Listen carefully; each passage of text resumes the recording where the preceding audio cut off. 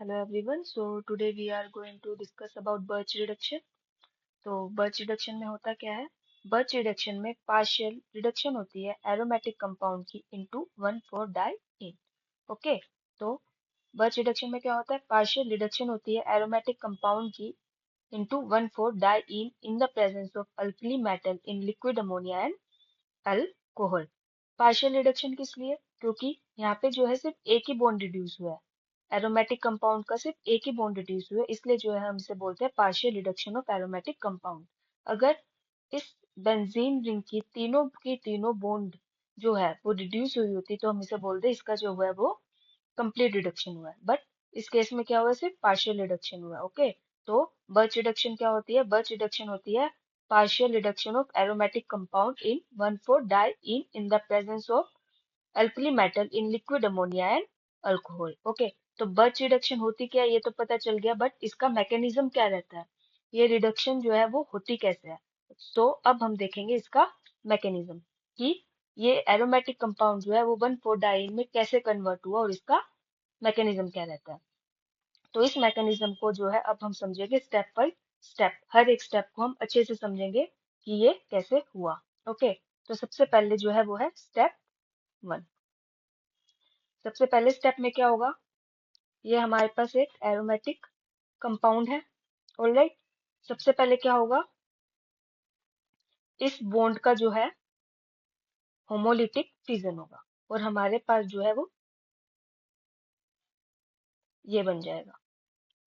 Okay, अब next step में क्या होगा? अब हमने रिएजेंट क्या लिया है? हमने रिएजेंट लिया है अल्कली मेटल, राइट। तो अल्कली मेटल क्या होता है? मेटल वो होते हैं, मेटल की टेंडेंसी क्या होती है? मेटल की टेंडेंसी होती है इलेक्ट्रॉन डोनेट करने की, राइट। सो फॉर एग्जांपल हमने यहाँ पे अल्कली मेटल जो है वो लिया है सोडियम को। ओके, सोडियम इन लिक्विड अमोनिया। अब क्योंकि ये एक अल्कली मेटल है, इसकी टेंडेंसी क्या रहेगी? इलेक्ट्रॉन को डोनेट करने की, राइट। अब क्या होगा नेक्स्ट स्टेप में?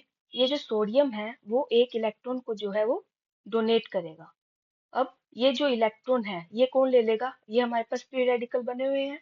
अब सोडियम ने जो इलेक्ट्रॉन डोनेट किया है वो ये फ्री रेडिकल जो है वो ले लेगा और क्या बना लेगा?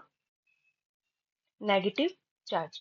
क्योंकि नेगेटिव चार्ज जो है हमेशा दो इलेक्ट्रॉन से मिलके बनते हैं। इसके पास अभी एक फ्री इलेक्ट्रॉन था, क्यों? क्योंकि इस बॉन्ड का होमोलिटिक फिजन हुआ था।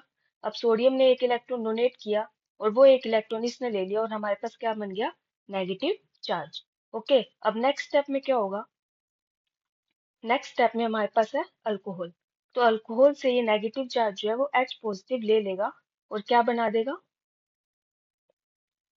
इसने H ले लिया और हमारे पास ये बन गया, राइट। अब नेक्स्ट स्टेप में क्या होगा? Step second.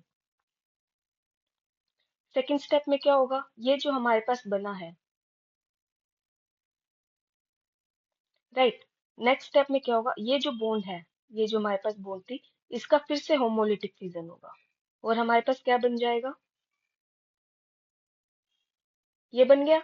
अब ये दोनों जो है आपस में मिलके जो है एक बॉन्ड बना लेंगे। इन दोनों इलेक्ट्रॉन ने मिलके आपस में जो है एक बॉन्ड बना लिया और हमारे पास ये जो है एक फ्री रेडिकल अभी भी बचा है। अब सेकेंड स्टेप में फिर से क्या होगा? हमारे पास सोडियम है, अल्कली मेटल। अब सोडियम की टेंडेंसी क्या है? इलेक्ट्रॉन देने की। तो फिर से ये सोडियम जो है एक इलेक्ट्रॉन को डोनेट करेगा और ये इलेक्ट्रॉन जो है ये ले लेगा और क्या बना देगा? ये बना देगा ये। ओके, अब नेक्स्ट स्टेप में क्या होगा? जैसे हमारे पास ये बना था। अब नेक्स्ट स्टेप में क्या होगा? अल्कोहल आएगा और अल्कोहल से हम क्या ले लेंगे? एक H ले लेंगे और हमें क्या मिल जाएगा? ये अल्कोहल जो है H पॉजिटिव डोनेट करेगा, इसको जो है नेगेटिव चार्ज ले लेगा और हमारे पास क्या बन जाएगा? ये 1,4-डाइईन। तो इस तरह से हमने क्या कर लिया? हमने एरोमेटिक कंपाउंड का रिडक्शन कर लिया, किसमें? 1,4-डाइईन में। ओके, सो इन ब्रीफ अगर मैं आपको बताना चाहूँ बर्च रिडक्शन क्या होता है। बर्च रिडक्शन में हम लोग पार्शियल रिडक्शन करते हैं एरोमेटिक कंपाउंड की इनटू 1,4-डाइईन in the presence of alkali metal in liquid ammonia and alcohol. और इसका मैकेनिज्म क्या रहता है? हम सबसे पहले एरोमेटिक कंपाउंड लेते हैं, इसका होमोलिटिक फिजन होता है। अब हमने क्योंकि रिएजेंट लिया है सोडियम अल्कली मेटल लेते हैं, और हमने सोडियम को लिया है, तो अल्कली मेटल की टेंडेंसी क्या रहती है, इलेक्ट्रॉन को डोनेट करने की। तो यहाँ पे सोडियम ने एक इलेक्ट्रॉन को डोनेट कर दिया, राइट। अब क्योंकि नेगेटिव चार्ज जो है वो दो इलेक्ट्रॉन से बन के बनता है, अब ये वाला एक इलेक्ट्रॉन ये फ्री रेडिकल ले लेगा और क्या बना लेगा, नेगेटिव चार्ज। अब इस नेगेटिव चार्ज, अब हमारे पास अल्कोहल आएगा। अल्कोहल क्या करेगा, as a proton donor act करेगा, एच पॉजिटिव रिलीज करेगा, और इस एच पॉजिटिव को ये नेगेटिव चार्ज लेके हमारे पास ये बना देगा। फिर नेक्स्ट स्टेप में क्या होगा, हमारे पास ये बनेगा, इसमें जो सेकंड बॉन्ड है इसका फिर से होमोलिटिक फिजन होगा। ओके, अब क्या होगा, होमोलिटिक फिजन होगा तो ये दोनों इलेक्ट्रॉन मिलके तो जो है एक बॉन्ड बना देंगे, और हमारे पास ये अभी एक फ्री रेडिकल रहता है, और फिर से सोडियम आएगा और क्या करेगा, एक इलेक्ट्रॉन को डोनेट करेगा, और यहाँ पे नेगेटिव चार्ज बन जाएगा। ओके, अब ये नेगेटिव चार्ज फिर से अल्कोहल से एक हाइड्रोजन लेगा और क्या बना लेगा, 1,4 डाई इन। ऑलराइट, सो इस तरह से क्या हुआ, हमने एरोमेटिक कंपाउंड को रिड्यूस कर दिया इन 1,4 डाई इन। इसी को हम बोलते हैं birch reduction. Okay, now coming on the second part, अगर सब्स्टिट्यूएंट का क्या इफेक्ट रहेगा इस रिएक्शन पे, effect of substituent on this reaction. For example, मैं यहाँ पे अगर इलेक्ट्रॉन डोनेटिंग ग्रुप लगा दूं, तो हमारे पास दो तरह से रिएक्शन हो सकती है। एक तो हमारे पास बन सकती है इस टाइप की 1,4 डाई, या फिर हमारे पास बन सकती है ये वाली डाई। तो कौन सी बनेगी, अब हम समझेंगे कि सब्स्टिट्यूएंट का क्या इफेक्ट रहता है बर्च रिडक्शन के ऊपर। तो सब्स्टिट्यूएंट का क्या इफेक्ट रहता है बर्च रिडक्शन के ऊपर हम समझेंगे कि हमारे पास अगर हम यहाँ पे इलेक्ट्रॉन डोनेटिंग सब्स्टिट्यूएंट रखाते हैं, तो हमारे पास दो पॉसिबिलिटी है, या तो ये बन सकता है या ये बन सकता है। अब हम देखेंगे कौन सा बनता है, तो इसका आंसर छुपा है इसके मैकेनिज्म पे। हम देखते हैं इन दोनों का मैकेनिज्म। मान लो अगर ये वाला प्रोडक्ट बनता है, तो हमारे पास ये रिएक्शन जो है वो कैसे हुई होगी, ये रिएक्शन हमारे पास ऐसे हुई होगी, यहाँ पे हमारे पास नेगेटिव चार्ज रहा होगा, राइट।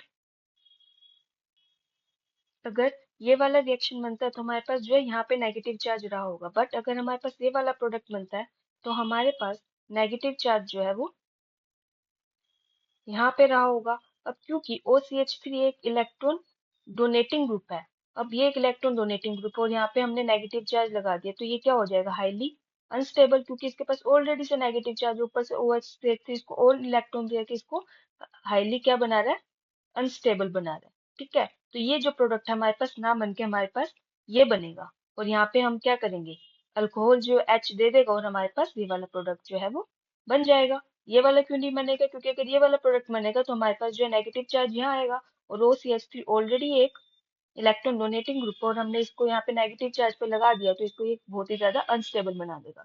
तो जब भी हमारे पास electron donating group as a substituent लगा होता है, तो वो हमेशा नेगेटिव चार्ज जो है वो उससे हमेशा दूर रहता है।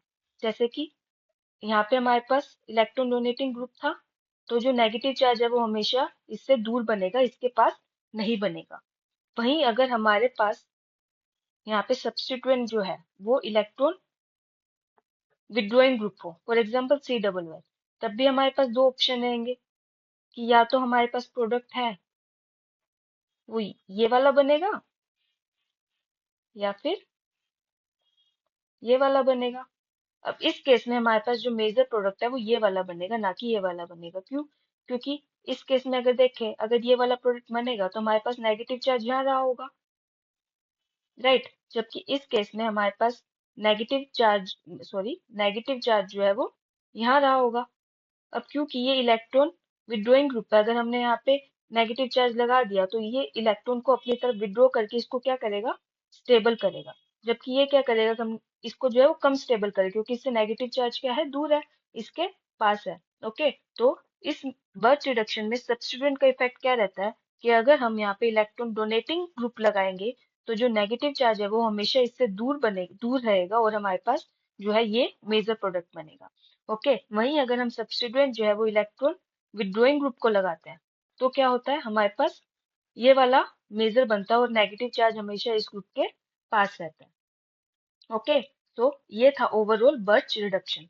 Now in brief I will tell you in summary जो जो मैं हमने आज पढ़ा है। हमने आज पढ़ा बर्च रिडक्शन।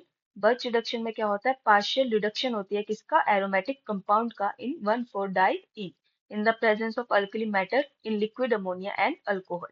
तो इसका मैकेनिज्म क्या रहता है, एरोमेटिक कंपाउंड होता है, इस बॉन्ड की होमोलिटिक फिजन होती है, हमारे पास ये बनता है। अब हमने क्योंकि रिएजेंट क्या लिया है, अल्कली मेटल लिया है, और अल्कली मेटल की टेंडेंसी क्या होती है, इलेक्ट्रॉन को डोनेट करने की। तो अल्कली मेटल से हमें एक इलेक्ट्रॉन मिलेगा और ये इलेक्ट्रॉन इस फ्री रेडिकल के साथ मिलकर यहाँ पे नेगेटिव चार्ज बना देगा। फिर आएगा हमारे पास अल्कोहल, अल्कोहल से हमें मिलेगा H पॉजिटिव और हमें ये प्रोडक्ट मिल जाएगा।